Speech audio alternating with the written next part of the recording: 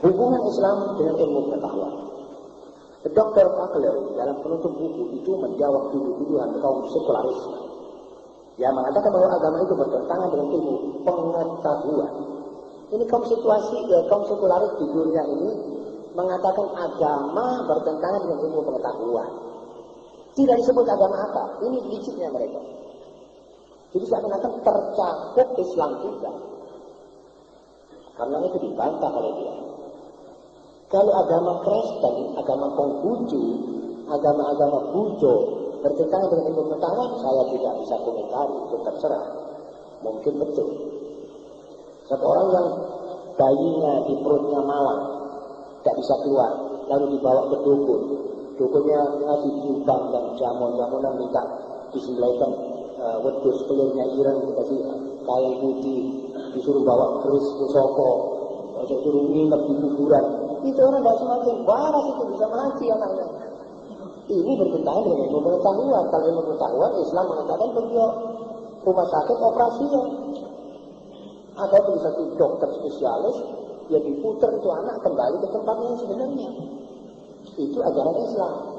Ini scientific, ini ilmiah ini. Kenapa kita mesti katakan bertentangan dengan ilmu pengetahuan? Nah kalau yang tadi itu, kami tidak tahu bagaimana. Itu terserah saja, tapi jangan dikebiak-uyak. Dikatakan bahwa agama itu bertentangan dengan ilmu pengetahuan. Itu saudara tidak tahu semua agama. Saudara harus khusus mempelajari Islam. Tidak mungkin Islam bertentangan dengan ilmu pengetahuan. Orang tadi saya katakan ilmu pengetahuan ini masih belum apa-apa dari hasil Al-Quran punya penemuan ilmu pengetahuan. Begitu kira-kira. Jadi jangan khusus. Tapi umat Indonesia kemana-mana sekarang sudah dianggapnya, kepingin dianggap orang intelek itu kalau bilang, wah jangan pakai agama sudah, kita bicara dengan utek. Katanya uteknya kita tidak dipakai. Orang sekarang kan mendewakan akal. Mana hasil akal ilmiah sekarang yang digunakan? Katanya minta ilmu pengetahuan. Ya kita sekarang pakai ilmiah saja. Baik. Coba saya mau tanya. Ilmiahmu kan mengatakan bahwa khamar itu berbahaya. Minuman keras itu kan berbahaya. Ya betul. Lah kok kamu benar? Kok undang-undangmu membolehkan? Ilmiahmu kan mengatakan bahwa rokok itu menyebabkan kanker. Iya betul. Lah kok semua advertensi yang ada di strat-strat di kampung-kampung yang advertensi rokok, segala jarum, segala peniti, segala macam-macam itu. Kenapa kamu biarkan? Gudang garam, gurih, seger, membawa ini, membawa bahagia, itu palsu. Bagaimana kamu ilmiahmu ketaruh mana di sini? Kamu kan tahu bahwa berzina itu membawa penyakit. Iya betul. Apa kamu anggap zina itu sehat? Tidak. Maka kamu benarkan itu zina. Jadi ilmiah juga sudah tidak digunakan. Ini freakin. Dia sudah keluar segala real. Akhirnya dia ketemu hawa nafsu. Dia jalan atas hawa nafsu. Satu contoh. Itu Yahudi internasional mempunyai seks pintar. Syaitanisme itu hanya berpusat kepada Yahudi dan Salib. Itu Iran. Di Iran waktu itu orang perempuan dipastikan kembali kepada aturan Islam memakai cadur atau kudu. Itu perempuan-perempuan menerima. Hanya ada beberapa gelintir perempuan yang belajar dari Paris, yang hidup di tepi sungai Sil, atau belajar di gereja Notre Dame du Saint-Christ di Paris. Itu perempuan uteknya utek barat, tidak mau hubungan untuk mengorganisir ini supaya membuat demonstrasi. Seorang Yahudi namanya Simone de Beauvoir dari Prancis. Ini mengirim istrinya namanya Sartre, Nyonya Sartre. Nyonya Sartre de Beauvoir dibiayai ke Iran untuk memimpin demonstrasi. Siapa yang demonstrasi? Yang hadir seluruh demonstrasi itu 5.400 orang tok perempuan. Buka pakai UKMC, tidak mau kami turut rumah ini. Kami ingin terbuka, kami ingin bebas, kami ingin tidak mau dikungkung. Dan ini yang organisir Sartre ini. Sudah keluar kira-kira 1 juta kurang sedikit perempuan.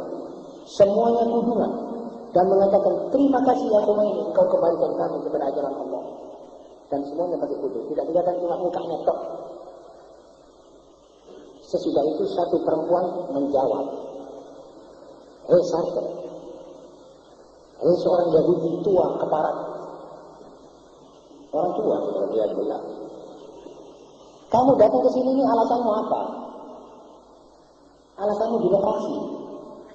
Kamu palsu.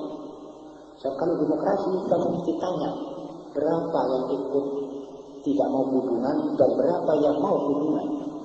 Lihat kamu punya angka berapa. Kamu keliru. Kamu salah alamat. Lah kalau kamu menganggap bahwa perempuan itu kudung adalah menyiksa perempuan dan menghina perempuan, maka kamu juga salah alamat datang jauh-jauh ke Irak. Itu loh pastor-pastor perempuan yang di rumah sakit pakai kap, pakai kudung, pakai kerupuk itu keluarkan dulu, jujur pakai pakaian sempaknya aja. Biar kamu lega. Kok kesini? Kamu jauh terlalu melangkah lautan, kamu datang ke Irak. Itu di Paris itu ada berapa ratus ribu perempuan Kristen Katolik yang pakai kudung, pakai kap, pakai macam-macam itu. Suruh keluar dia pakai pakaian sempak. Kembali kau dari sini. Kami tidak butuhkan kamu punya teori. Tidak lama pihak kepolisian dan imigrasi minta dia meninggalkan Iran dalam tempoh 24 jam. Saudara-saudara, sama-sama bisa nge-sell, sama-sama bisa berbicara. Itu perempuan muslimah kalau dibebaskan dari segala kungkungan, dididik betul atas dasar Islam, dia lebih gandes daripada Yahudi. Coba, ini suaranya. Tidak lantas iya benar orang bukan dikudungan, wong wedok kok disiksa. Ini tandanya mengikuti kata-kata orang bahlul yang tidak mengerti din, tidak mengerti agama. Lebih senang kalau dia buka, yang lihat laki-laki. Tontonan gratis saben hari di alun-alun. Yang tidak punya duit untuk masuk bioskop, lihat segala waliyadillah, pahanya orang, istrinya orang, segala lihat. Ini orang-orang yang cilaka ini membawa negara.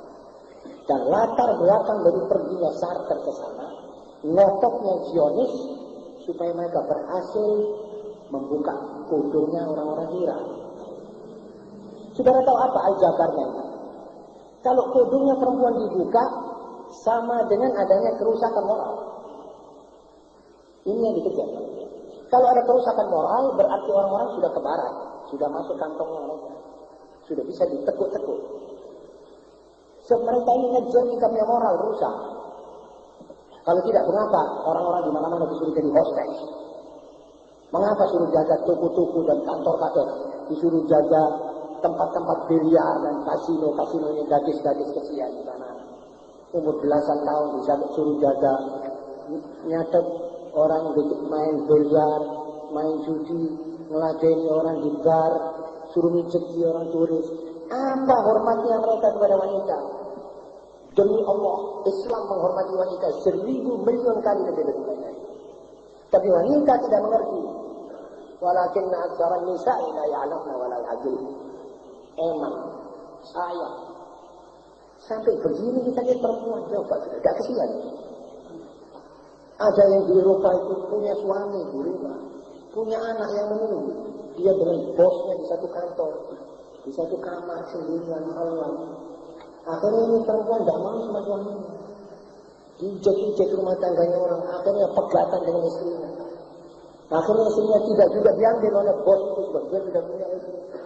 Dan begitulah keadaan Eropa, sampai nanti akan saya keluarkan buku, saya akan bawa satu buku lagi tentang orang perempuan bilang, kembalikan kita ke rumah tangga, cukup. Kami sesat. Tunggu saja saudara, jangan khawatir. Wahai ibu-ibu kaum perempuan, jangan saudara kepencut dengan aturan barat. Sebentar lagi mereka akan taubat. Jangan nanti kamu kesungguh. Lebih baik kita di rumah tangga, mengatur kita punya rumah tangga yang baik. Yang akhlaknya, yang aturannya, tata kramanya baik.